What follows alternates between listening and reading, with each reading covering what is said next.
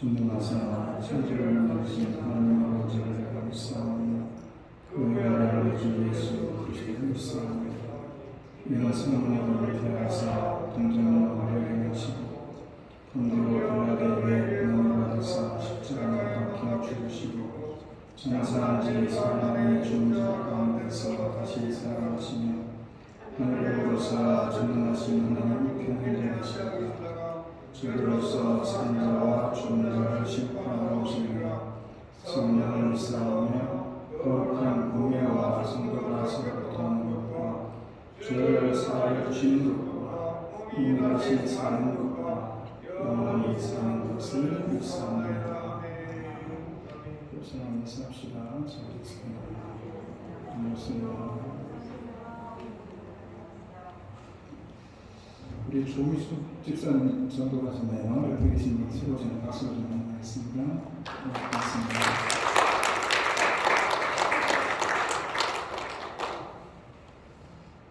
특별한 광고는 없고 요즘에 오미크론이 많이 수그러들었습니다. 어떤 날은 한때 100만 명이 넘는 날도 있었는데 요즘 한 10만 명대로 떨어졌는데 그럼에도 불구하고 사망자 수는 여전히 한 2천 명 정도 된다고 해요. 서로 조심을 해야 되지 않겠나 싶습니다. 그래서 계속해서 방역수칙을 좀 당당하게 지켜주시면 고맙겠습니다. 찬양의 말씀 읽어드리겠습니다. 524장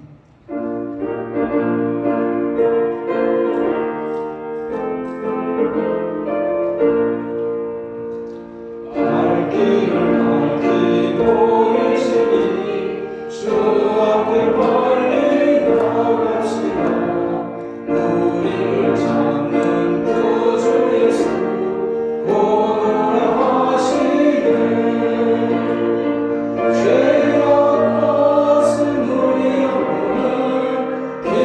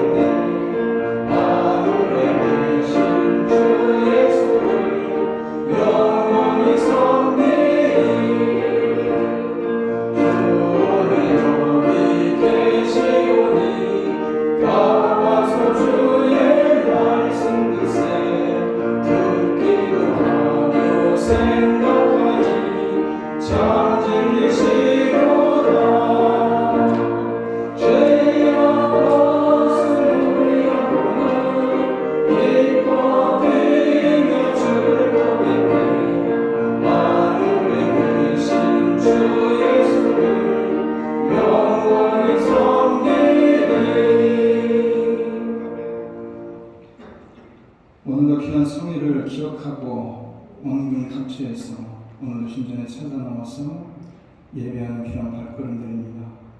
세상이 돌아가는 것을 바라볼 때에 참으로 가난한 곳이 한 구석도 없는 것처럼 볼지 몰라도 오늘도 주님께 찾아 나와서 우리들의 삶을 내려놓고 또 우리들의 기도의 제목들을 내려놓고 오늘도 주님께 나와서 예배하는 귀한 백성들이 오니 우리 하나님께서 이들의 마음속에 주님께 기도하는 기도의 제목들이 무엇이든지 간에 주님께서 들어응답해 주시고 이들의 삶의 형편에 이들의 처지에 맞게 주님께서 응답하여 주셔서 이들의 삶이 복되고 기름지고 풍성할 수 있도록 그리고 염려와 근심이 아니라 기쁨과 감사가 넘쳐나는 삶이 이어질 수 있도록 성령께서 도우시고 은혜를 베풀어 주옵소서.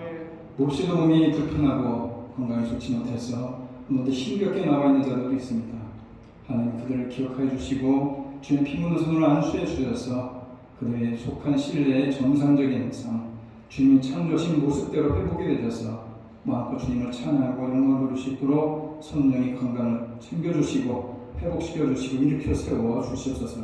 뿐만 아니라 이들의 가정과 이들의 삶의 터전을 주님께서 기억해 주셔서 이민 생활 속에서도 정말 어렵고 힘들고 급한 일보다도 주님 놀란 은혜 속에 하루하루가 편안하게 하시고 복되게 하시고 풍성할 수 있도록 이들의 일터가 풍성케 하시고 이들의 가정이 복되게 하시며 이들의 자녀들이 형통하게 하여 주셔서 늘 주님 안에서 한 주간의 삶이 참으로 기쁘고 감사가 넘쳐나는 풍요로운 한 주간이 될 수 있도록 성령에서 시간 주님이 지켜주시고 선한 길로 인도하여 주옵소서. 선교제에 쓰고 수고하는 자들 기억하여 주시고 그들의 발걸음들을 통해서 그들의 뿌려놓은 선교의 귀한 씨앗들이 열매가 맺혀져서 전에 주하는 영혼들이 천국으로 바라볼 수 있는 귀한 역사가 그곳에서도 있어지게 하여 주옵소서. 오늘 주민의 새롭게 찾아온 발걸음도 있습니다. 하나님 귀한 발걸음 축복하여 주시고 이곳에 스프링스에 사는 동안에 주님의 눈동자를 지켜줄 뿐만 아니라 그의 삶의 모든 주장을 주님이 이끌어 주셔서 늘 되어지는 모든 일들이 형통케 되는 역사가 있게 하여 주옵소서. 특별히 우리가 오늘도 주님께 나와서 예배하는 귀한 자리입니다. 성령 안에서 이곳에 함께 해주시고 찾아오는 심령을 주님께서 만져주시고 회복시켜주시고 복내려주시고 또 오늘도 드려진 모든 예물을 주님 기뻐 받아주시며 드려진 손길들도 주님이 축복하여 주옵소서. 예수님의 이름으로 기도드립니다. 338장입니다.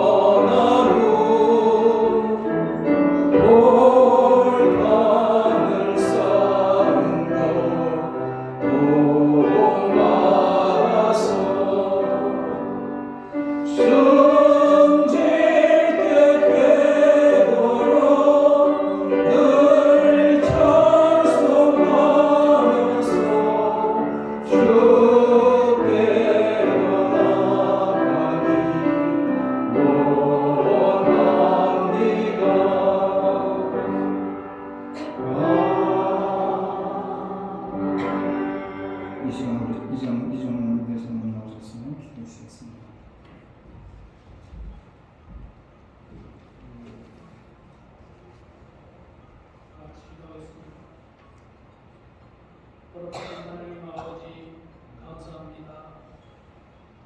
오늘 우리에게 복된 주일을 허락하시고 우리의 주의 몸 되신 교회로 모셔서 하나님께 경배와 찬송을 드리게 하시며 감사드립니다.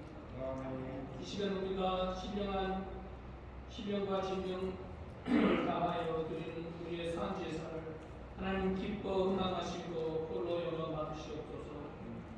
이 자리에 머리 숙이며 한 우리들 지난 한 주간에도 우리와 항상 동행하시는 주님을 모른 채하고 내 생각과 내 상식대로 살아왔음을 아버지 하나님 고백합니다. 하나님을 잊고 사는 것이 우리의 가장 큰 죄악임을 다시 한번 깨닫게 하시고 우리의 허물을 주님의 보귀한 보혈로 용서하여 주시옵소서.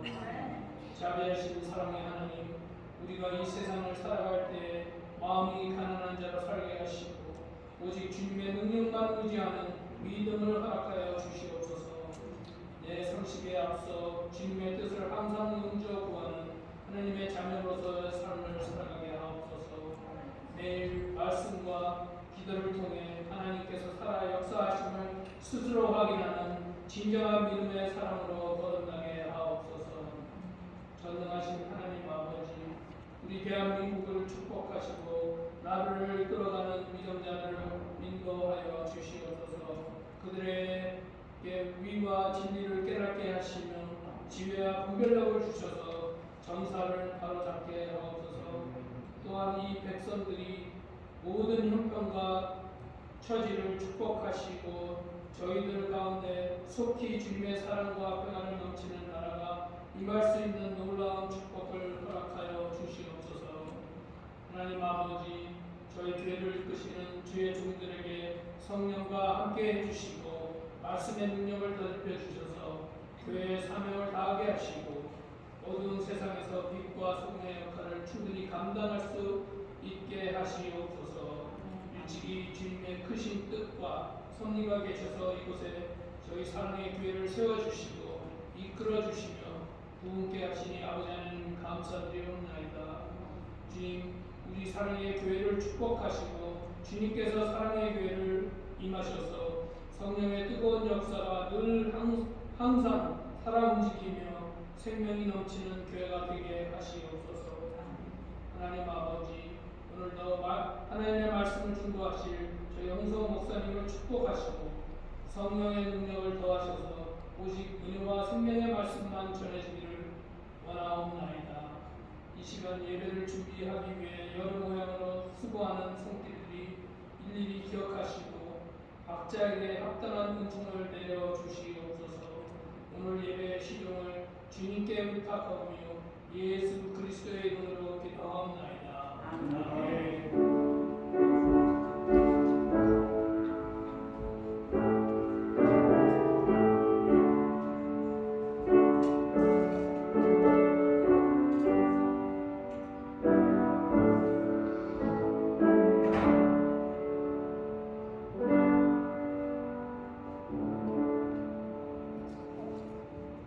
주님 고맙습니다. 오늘 말씀은 창세기 28장입니다.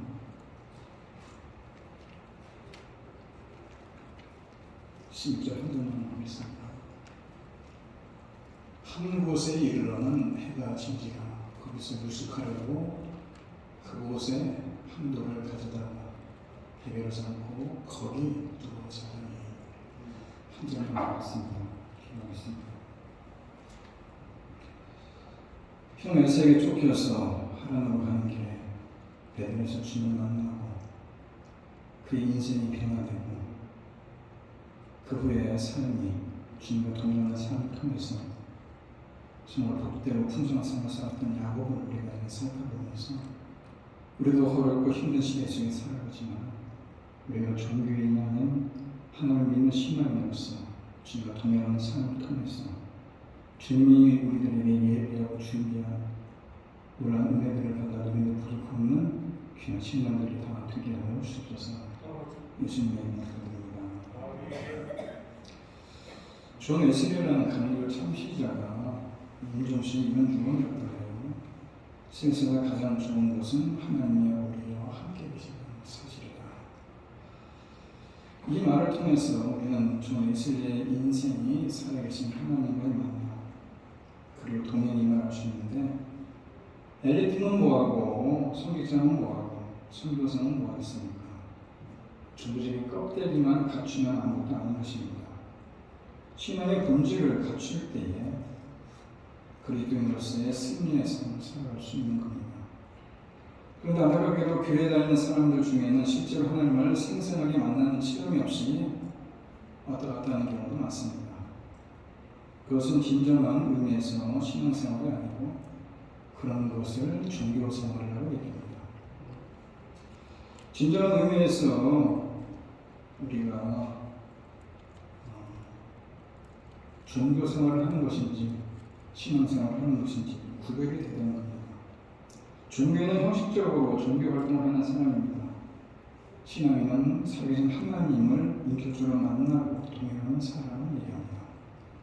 똑같은 예배를 드려도 차원이 다릅니다. 종교인은 형식적인 예배, 건성으로 드리는 예배고 신앙인은 신령과 진정으로 예배하면서 하나님을 만나는 감격을 체험합니다. 겉모양은 비슷해 보이지만 내용은 전혀 다릅니다. 요즘 코로나19 상황에서 신앙의 진정성이 드러나고 있는데 예배의 장소나 형식이 중요한 것이 아니라 신이라고 하신 분을 예배하고 있느냐가 중요한 것입니다.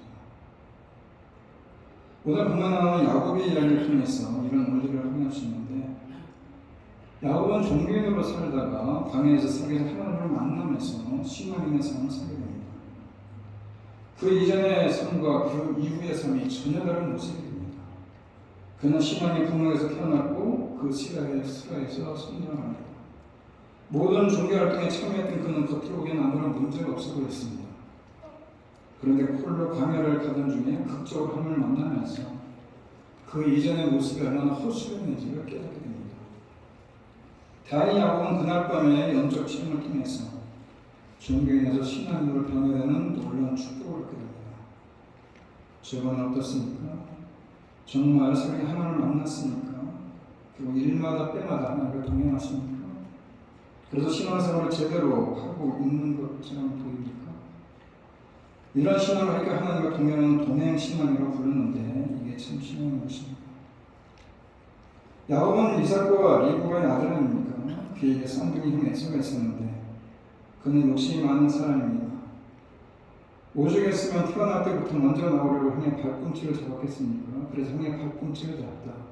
속이는 자의 뜻인 야곱입니다. 간발의 차이로 동생이 된 그는 호시탐탐 장자권을 노립니다.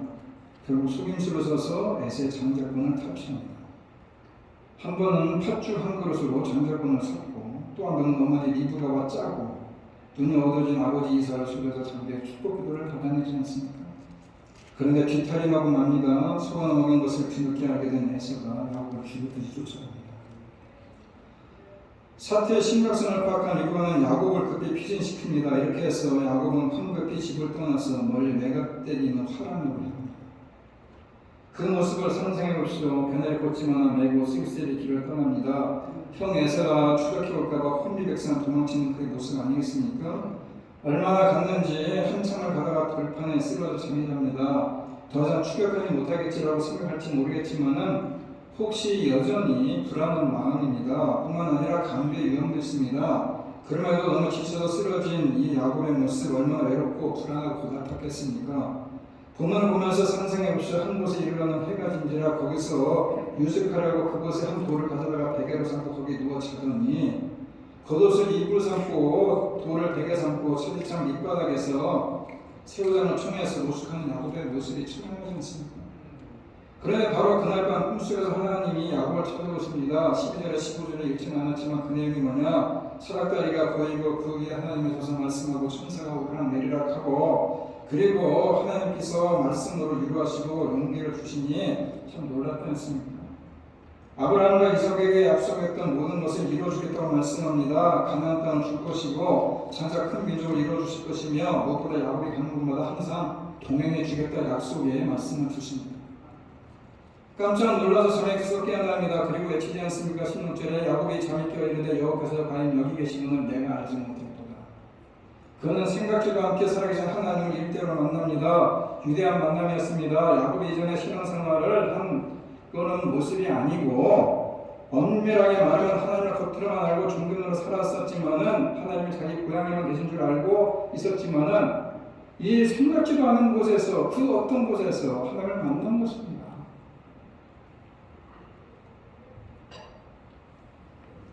그 당시 많은 사람들의 사상이 지방신 사상입니다. 어느 지방에 어떤 신입니까?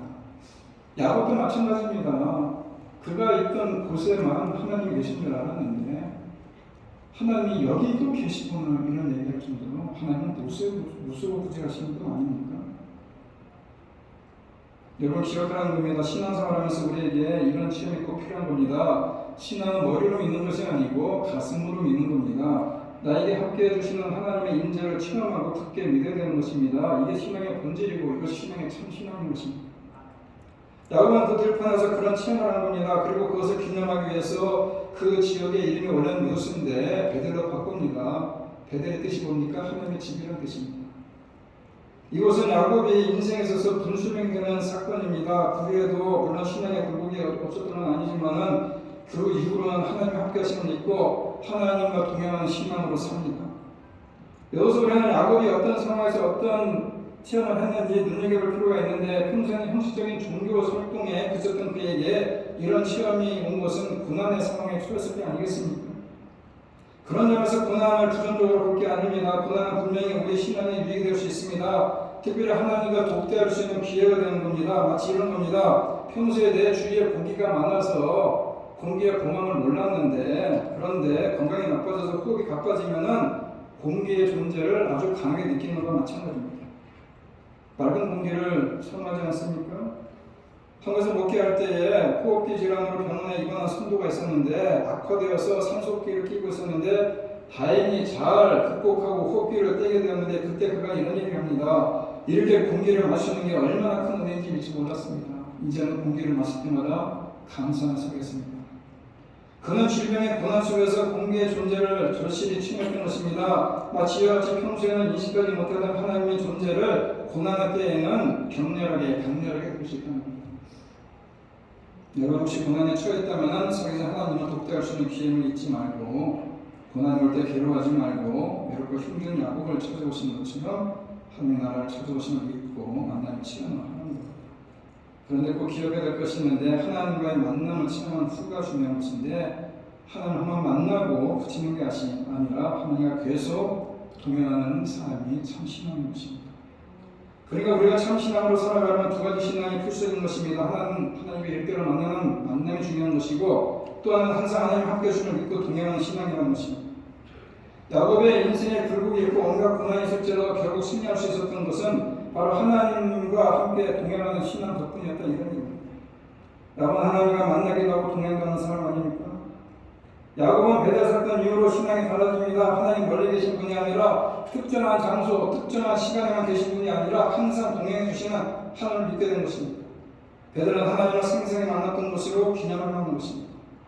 그래서 그가 후일 돌아서 하나님의 집을 성전을 짓겠다고 세우겠다고 선언하지 않습니까?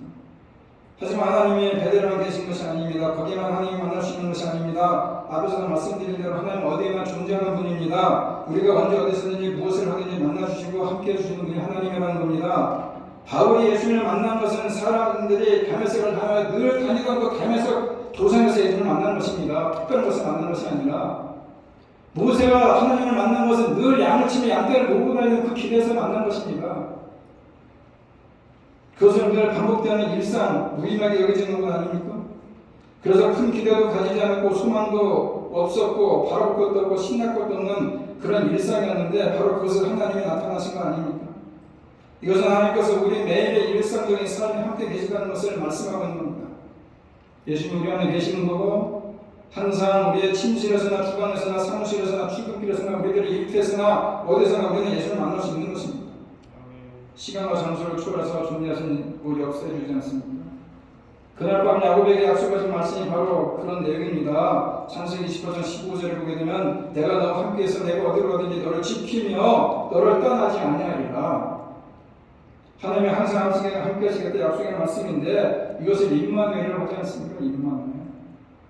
하나님이 야곱에게 함께 하셔서 동행해 주신 것을 약속하신 겁니다. 전제라는 것은 하나님이 동행해 주신다면 더 이상 문제가 될 게 없다는 겁니다. 우리가 하나님과 동행하면 어떤 고난의 상황 속에 승리할 수 있다는 겁니다. 그리고 하나님이 예배적 축복을 받아들일 수 있다는 겁니다. 야곱이 하나님과 독대하고 하나님과 동행할 수 있었던 것을 확신하게 되니까 이제 두려움이 싹 사라졌다는 것입니다. 큰 위로가 되었고 용기가 생겼습니다. 야곱에는 놀라운 도약이었습니다. 그런데 여기서 우리가 한 가지 생각해 볼 것이 있습니다. 본문의 흐름상 결코 야곱이 베델에서 하나님을 만나기 위해서 하나님이 거기 계신 줄 알고 그 베델에 찾아왔던 정황은 전혀 보지 않습니다.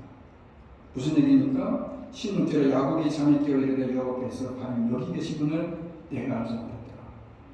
야곱이 베델에 하나님이 계신 줄 알았더라면 그가 오자마자 그곳에서 예배를 하고 제사를 드렸을 텐데 전혀 알지 못하지 않습니까?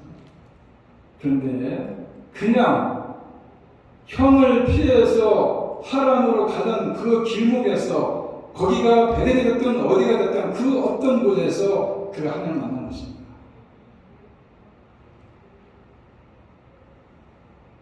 부엘사바에서 하란으로 가는 길이 얼마나 험합니까? 800km면 800km. 엄청나게 먼 거리인데 그가 거기까지 갈 때 목적지가 하란이기 때문에 얼마나 마음이 조급했고 얼마나 두렵겠습니까? 강도의 위협도 있고 뒤에서 형이 쫓아올까봐 겁도 났고 그래서 빨리 가야 되는데 그냥 그 가다가 지쳐서 쓰러져 들판에 잠을 자게 됐는데 그곳에서 하나님을 만났다는 겁니다. 그냥 그 어떤 것입니다. 그냥 지나치는 것입니다. 빨리 지나가야 하는 것, 의미는 어떤 것일 뿐입니다. 그 어떤 것인데 제가 왜 이런 얘기를 하냐면 얼마 전에 며칠 전에 여기 공군사관학교에 그 대전 국방연구소에서 오셨었어요. 1년씩 다녀가요. 그래서 몇몇 분 한 3, 4년에 벌써 다녀가셨는데 그분들 와서 생활하는 거 가만히 보면 신앙생활하는 거 가만히 보면요 그야말로 그 어떤 곳이야. 그냥 1년 동안 지나가는 그 어떤 곳이야. 그들의 신앙의 모습을 봐도 그렇고 삶의 모습을 봐도 그렇고 그냥 나그네입니다. 나그네. 지나가는 길에 여기 잠깐 들린 것처럼 그렇게 신앙생활합니다. 병에 걸려서 투병하는 사람들 목표가 건강한 거 아닙니까? 그런데 목적지까지 가서 병이 가기까지 시간은 그래서 잠시 지나가는 시간이에요. 그건 어떤 시간이에요? 우리가 생각해 그 어떤 곳, 야곱이 그냥 하란 가는 그 어떤 길목에서 그냥 어떤 곳입니다. 마치 에어버스에 교환교수로 왔던 그 사람들이 1년 동안 지나면서 지냈던 그 어떤 이곳입니다. 그런데 그곳에서 하나님을 만났다는 겁니다. 베드로 그 야곱이 가장 중요한 얘기입니다. 우리가 생각해 아무것도 아닌 그 어떤 곳에서 하나님을 만나주신다는 겁니다. 그 중에 한 분이 교회도 전혀 안 다니는 분이 있습니다. 교회라고는 크리스마스 때 한 번 가봤대요. 그런데 그분이 와서 세례 받고 1년 동안 하나님을 안 만났어요. 이곳에서. 그 딸하고 우리 애하고 요즘 연락을 잘 하는데 요즘도 연락을 하는데 참 다행이에요. 그러니까 우리가 지나간 그 어떤 곳인데 그곳에서 하나님은 만나고 계십니다. 이스라엘 민족이 애굽을 탈출할 때 그의 목적지는 가나안 땅 아닙니까? 젖밥꿀이 흐르는 땅 아닙니까? 약속의 땅 가나안 아닙니까? 그들은 어떻게 하면 빨리 그곳에 가야 되는데 광야길을 빨리 지나가야 되는데 하나님은 무려 40년 동안 그 기간을 내려놨습니다. 왜 그런지 아십니까? 그 광야를 지나가면 신과를 광야를 지나가고 그 광야를 지나갔는데 그 광야 그 어떤 곳에서 하나님은 이스라엘 백성들을 만나주시겠어. 40년 동안 시간을 늘려놓고 그곳에서 하나님 만나주는 일이 있을 것입니다. 여러분 하나님과 잠자는 동안에도 복을 내려주시는 분 아닙니까? 과정이라고 생각하는 불안한 자리에서도 주님이 계시다는 겁니다. 야곱이 바로 그 경험을 한 것입니다. 바로 이것이 하나님의 집이구나. 내가 생각했던 그 어떤 곳이 그냥 지나쳐버리는 그곳이 바로 하늘의 문을 여는 곳이었구나 라는 사실을 깨닫습니다. 야곱은 그 후에도 어려운 일이 생길 때마다 그 자리로 돌아옵니다. 먼 훗날 창세기 3사장을 보게 되면 야곱의 딸 디나가 히브사람 하몰에게서 강간을 당합니다. 그래서 오빠들이 그 히브 사람들을 전부 몰살시키기 위해서 할례를 하게 만들고 움직이지 못할 때 다 죽여버리지 않습니까?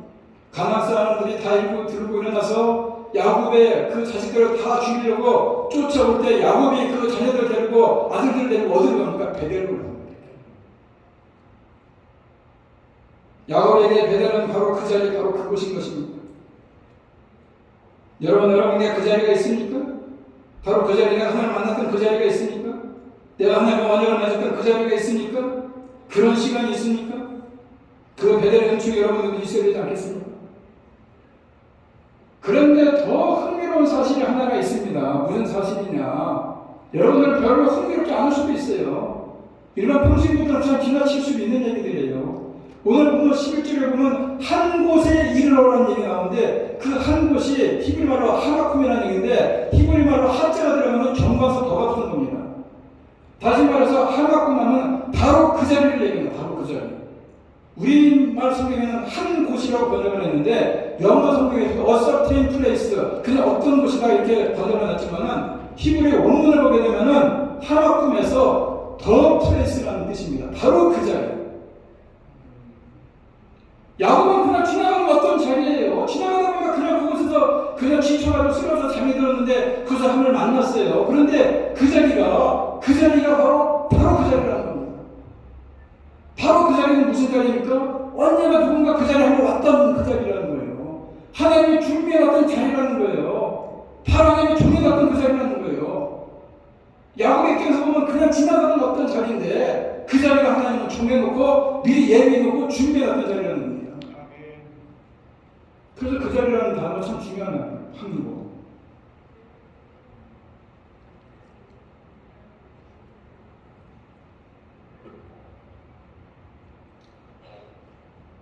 야곱의 이야기에서 어떤 곳이라는 단어보다 그 장소, 바로 그 장소라는 단어가 처음부터 등장을 하는 겁니다. 한 곳에 이르러 거기서 그곳에 거기에 누워 이 모든 단어가 다 정과사와 함께 쓰여져 있습니다. 다시 말해서 그 장소라는 뜻입니다. 야곱이 그 장소에 다녀갔습니까? 아닙니다. 한 번도 가본 적 없어요. 야곱은 그냥 하람 가는 게 어떤 곳에 그냥 머물렀는데 그 장소를 벌써 하나님은 누군가 다녀갔기 때문에 그 장소라고 얘기하는 거야. 더 플레이스, 그 장소라고 정과사를 붙여서 반드시 언제나 다녀갔던 그 길이라고 얘기해 줍니다. 야곱의 의도를 가지고 베델로 찾아간 것도 아니라는 것입니다. 아까 말씀드렸지만은 그가 하나님을 만나기 위해서 의도적으로 베델을 찾았으면 하나님 그곳에 하나님의 만나고 왔으니까 하나님께 제사 드리고 예배 드려야 되지 않겠습니까? 그가 태어났을 때부터 하나님을 알았고 할아버지 아브라함과 아버지 이삭이 되었던 하나님 아니에요? 당연히 제사를 드리겠지만 제사 안 드려요. 깨어나서 보니까 처음 있는 것인데 하나님이 여기도 계시구나 할 정도로 처음에 낯선 것이고 그 어떤 곳입니다. 그냥 지나가는 그냥 어떤 곳이에요.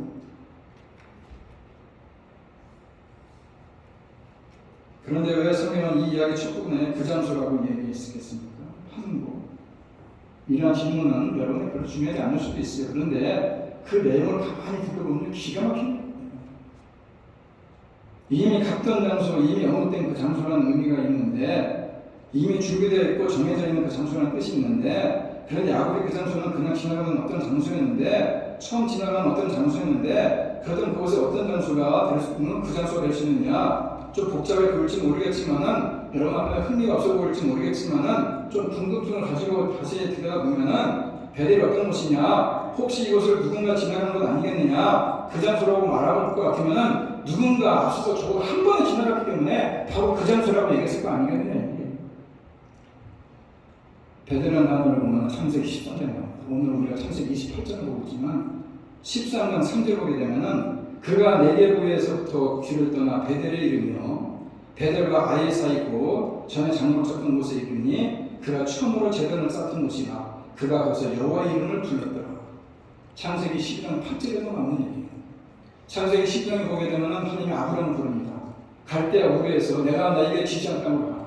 내가 너로 큰 민족을 이루게 하고 내가 너에게 복을 주겠다. 그래서 아브라함을 갈대아 우르에서 꼬집어내서 가나안을 집어넣는데 가나안에 가서 그냥 거기서 머무르고 산 것이 아니라 이 아브라함이 남쪽으로 이동을 합니다. 나무로 먹고 싶은 남쪽 이동하다가 기근을 만나가지고 애굽까지 내려갑니다. 그래서 애굽에 내려가서 자기 아내 사라를 누이라고 속입니다. 죽을까봐. 그러다가 교통해버립니다. 어려움을 겪고 올라오는 길에 또 베델에 들려서 제사를 드리기에 오늘 창세기 13장 3절 4절에 나오는 얘기입니다. 무슨 얘기냐? 야곱의 할아버지가 이미 베델에 지나가면서 제사를 드렸고 여호와의 이름을 불렀던 자리가 바로 그 베델이라는 겁니다.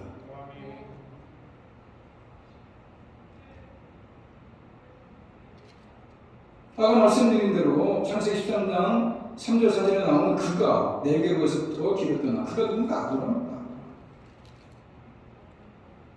아브라함의 두 번째 베델에 올라가 하나님께 예배를 드렸던 장면을 아까 말씀드렸는데 그 본문을 보면은 거기에도 하마쿰이라는 단어가 나옵니다. 하마쿰. 바로 그 장소, 바로 거기에서 베델에서 처음 제사를 드렸고 이후에 애굽에 내려갔다가 다시 올라와서 바로 또 그 자리에서 예배를 드렸다. 아브라함이 하나님께 처음으로 제사드린 이 자리가 당시 루스로 불리던 땅이었는데 하나님과 아브라함이 처음으로 언약을 맺은 그 자리라는 겁니다. 그런데 훗날 야곱이 그곳을 지나갔는데 야곱에게 있어서 그곳은 어떤 곳일 뿐이었지만은 그런데 성경은 매우 의미심장하게 야곱이 그 장소에 이르러 이렇게 써 있습니다. 그 장소 하나님이 예비하신 그 장소 아브라함이 하나님과 언약을 맺은 바로 그 장소에서 하나님이 야곱을 기다리고서 이런 얘기예요. 야곱 입장에서는 얼떨결에 지나가는 자리였고 야곱 입장에서는 그냥 가다가 한 번 쉬어간 길인데 그냥 많이 쉬어간 길 중에 하나인데 그냥 그 하나의 어떤 길이었는데 그런데 그 자리는 이미 하나님께서 그의 주 아브라함과 만났던 바로 그 자리였고 어떤 장소가 아니라 바로 그 장소였다는 겁니다. 내가 너로 큰 민족을 이루고 내게 복을 주어 내 이름을 창대하게 하리니 너는 복의 근원이 될지라 라고 창세기 12장에서 말씀하신 그 하나님의 말씀을 붙잡고 아브라함이 하나님께 제사를 드렸던 바로 그 장소가 나옵니다. 바로 그 베델에서 하나님은 또다시 그의 손자 야곱을 만나주신 것입니다.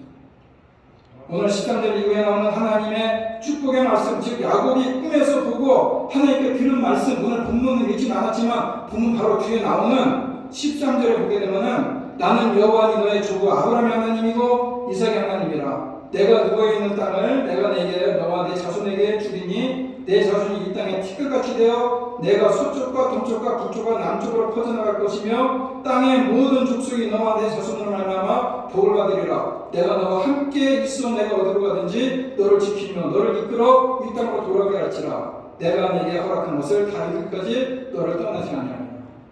아브라함이 했던 약속과 비슷하지 않습니까?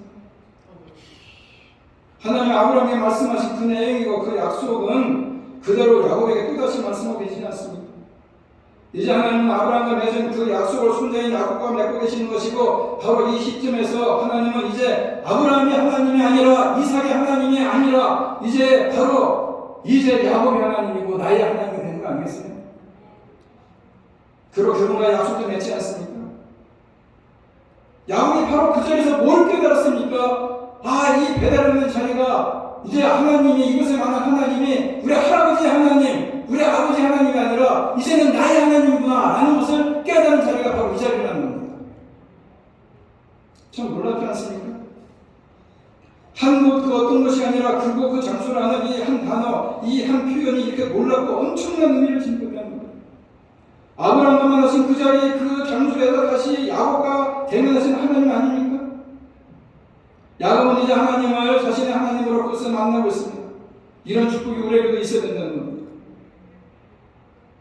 이제 귀환에도 대대로 이어지는 신앙의 가정들이 많습니다. 그 도중에 자녀들이 잘 믿지 않아서 고민하는 분들도 꽤 많습니다. 그러나 하나님은 신실하시며 우리가 맺으신 언약을 분명히 지키시는 분 아닙니까? 그 언약을 잊지 않으시는 분 아닙니까? 우리의 기도를 잊지 않으시는 분 아닙니까? 아브라함과 맺으신 그 언약을 지키신 하나님께서 우리 할아버지, 우리 할머니와 약속하신 그 약속도 잊지 않으신다 이런 얘기예요.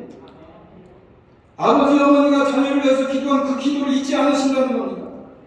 그리고 우리 자녀들이 걷고 있는 그 어떤 일상에서, 그 어떤 장소에서, 그 어떤 시간에서 하나님은 우리 자녀들을 만나주신다는 겁니다.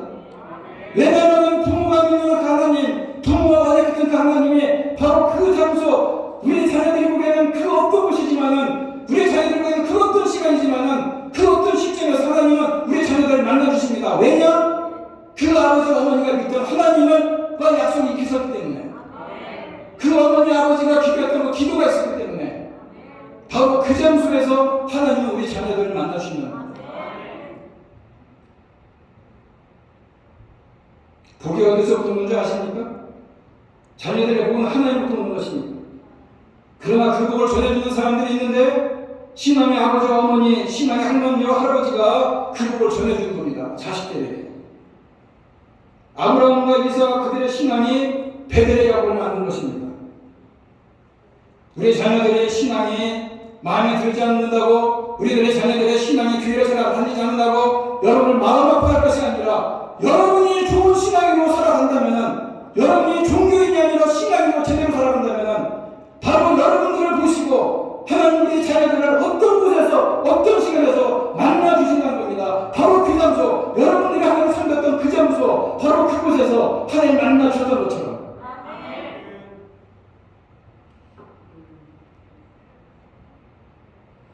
그 장소를 예배하고 계신 하나님이 참 놀랍지 않습니까? 그 장소를 준비하고 계신 하나님이 참 놀라운 하나님이십니다. 오늘 우리가 이 베델에서 만난 하나님, 야곱이 그저 베델에서 거절하는 하나님이 아닙니다.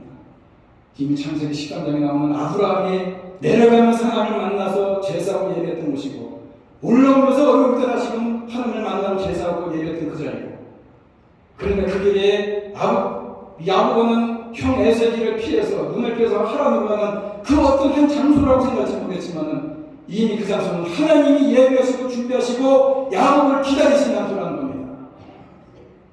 바로 여러분들의 자녀도 여러분들의 신앙의 모습을 통해서, 하나님 여러분과 맺는 그 언약을 통해서, 여러분이 하나님께 기도한 그 기도를 통해서 하나님 여러분들의 자녀를 지금도 그 어떤 장소에서라고 생각할지 모르겠지만 바로 그곳에서 하나님은 기다리고 계시다는 것을 잊지 말라는 겁니다. 여러분, 우리는 종교인입니까? 신앙입니까? 여러분은 자녀들을 종교인으로 키우고 있습니까? 신앙으로 키우고 있습니까? 안데라가 이삭과 리브가는 야곱을 종교인으로 키웠습니다.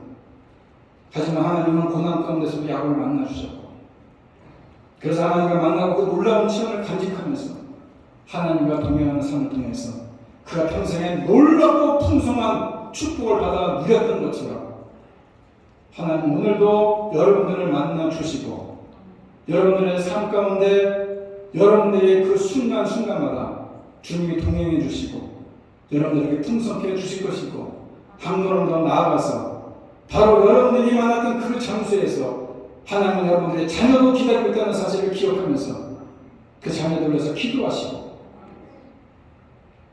그리고 여러분도 좋은 신앙인으로 살아간다면 하나님 여러분들과 여러분들의 가정과 자녀들을 축복해 주시고 야곱에게 내렸던 놀라운 풍성한 은혜를 부어주신다는 것을 확신하면서 좋은 신앙인으로, 종교인이 아닌 좋은 신앙인으로 주님과 동행하는 삶을 살아가는, 그래서 훗날 걱정스러운 자녀들도 바로 그 장소에서 하나님을 만날 수 있는 놀라운 역사가 일어나기를 주님의 이름으로 축원합니다. 다 같이 성격 찬양합니다. 여기에는 우리가 모두가 주님의 은총을 받은 자가 됩니다.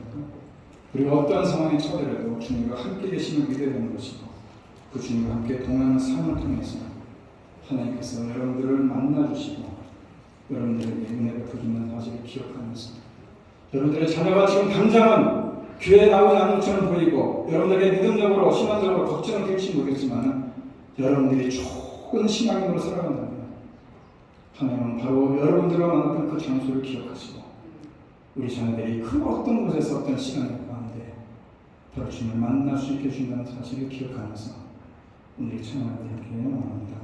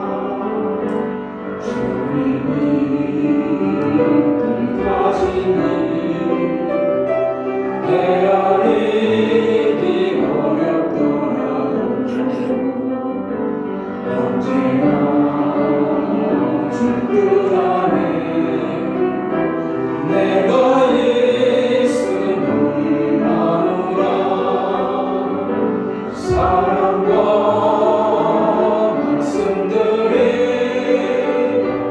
나를 더욱 새롭게 하니 때로는 넘어져도 제 웃음이 울린노라. 이 믿음 더욱 굳세라. 주가 지켜주신다.